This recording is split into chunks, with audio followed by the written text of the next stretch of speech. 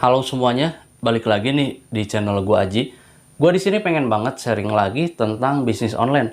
Nah, ini tuh berdasarkan pengalaman gue sendiri yang gua rasakan. Jadi, kalau misalkan nanti cocok untuk kalian terapkan, boleh. Di sini gua akan berbagi pengalaman gue sendiri. Gimana sih caranya supaya toko kita itu bisa laku dan kita itu bisa bersaing dengan toko yang sudah besar. Misalkan kita itu sering sekali kepikiran, aduh minder banget ya, toko ini besar, kita tuh jualan produk yang sama. Apakah produk kita akan laku? Bisa saja kalau misalkan kita mau berproses dan mau berusaha. Kan rezeki gak ada yang tahu. Nah, di sini gue akan bagi menjadi 3 tips yang paling mudah dan paling simpel. Oke, langsung saja nih. Kita masuk ke dalam tips yang pertama.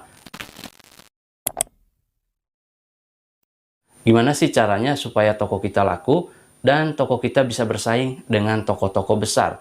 Ya walaupun kemungkinannya kecil, berusaha saja dulu. Tips yang pertama yang perlu kita lakukan, kita jangan menjual produk yang berada di dalam zona merah atau region atau di dalam lingkaran merah. Karena itu akan sangat bahaya banget, karena kita juga akan berat untuk menjualnya. Nah, biasanya produk-produk ini tuh produk-produk yang harganya sudah hancur-hancuran. Hancur-hancuran itu seperti apa? Banyak sekali orang-orang yang banting-banting harga. Misalkan kita tuh jualan produk yang sama. Kita tuh jualan kaos ya, kaos polos. Nah, toko sebelah jualan kaos polos juga. Harganya 50.000. Toko A. Toko B harganya 20.000. Toko C harganya 10.000. Kita tuh akan kesulitan sekali untuk menjual produk tersebut. Kalau misalkan ada pembeli mencari di dalam kolom pencarian, itu pasti orang tersebut tuh membeli produk yang ratingnya bagus, yang tokonya sudah banyak penjualannya. Dan otomatis orang tersebut akan ngeklik toko tersebut yang ratingnya sudah bagus. Jadi jangan sampai kita itu menjual produk yang berada di dalam lingkaran merah atau red zone. Nah, usahakan kita riset pasar dulu sebenarnya apa sih yang dibutuhkan oleh masyarakat dan produk tersebut tuh masih relate atau tidak. Itu adalah tips yang pertama. Kemudian kita masuk ke dalam tips yang kedua. Tips yang kedua ini apa?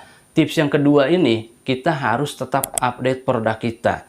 Jangan sampai kita tuh terlalu berada di dalam zona nyaman. Misalkan kita tuh terlalu pede gitu. Produk kita akan laku. Belum tentu kalau misalkan kita berjualan produk yang dulunya itu laku, tahun depan bisa laku lagi. Belum tentu, karena banyak sekali produk-produk baru yang lebih bagus. Nah, usahakan kita tuh update produk kita sendiri, upgrade produk kita sendiri. Yang bagus, yang lagi viral tuh apa? Yang lagi relate itu apa? Yang dibutuhkan oleh masyarakat itu apa?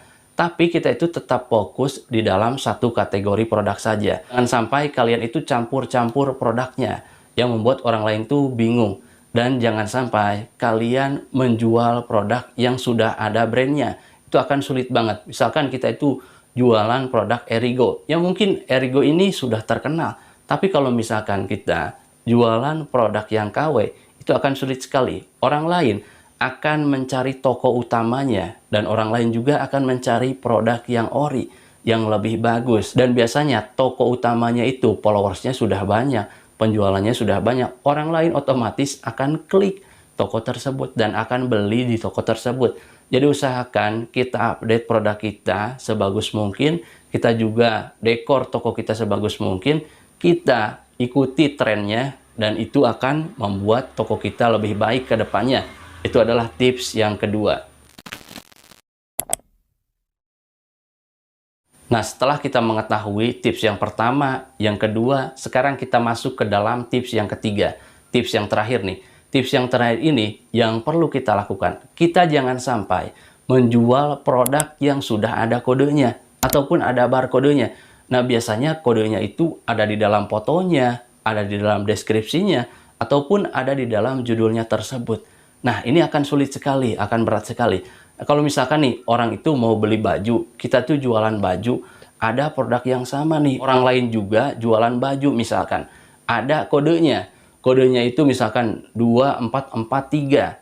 Nah, orang lain itu otomatis pasti copy paste kode tersebut, kemudian cari di kolom pencarian, mana sih yang lebih murah? Muncul pasti baju tersebut, mana yang lebih murah. otomatis orang tersebut tuh beli produk yang lebih murah daripada produk yang mahal. Jadi jangan sampai kita menjual produk yang ada kodenya.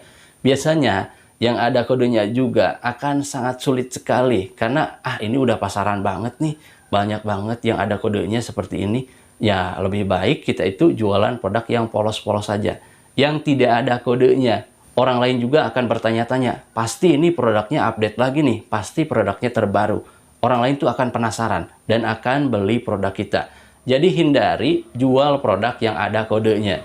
Itu adalah beberapa tips yang bisa gua bagikan di sini. Ada 3 tips. Kalau misalkan kita rangkum, yang pertama, kita jangan menjual produk yang berada di dalam zona merah.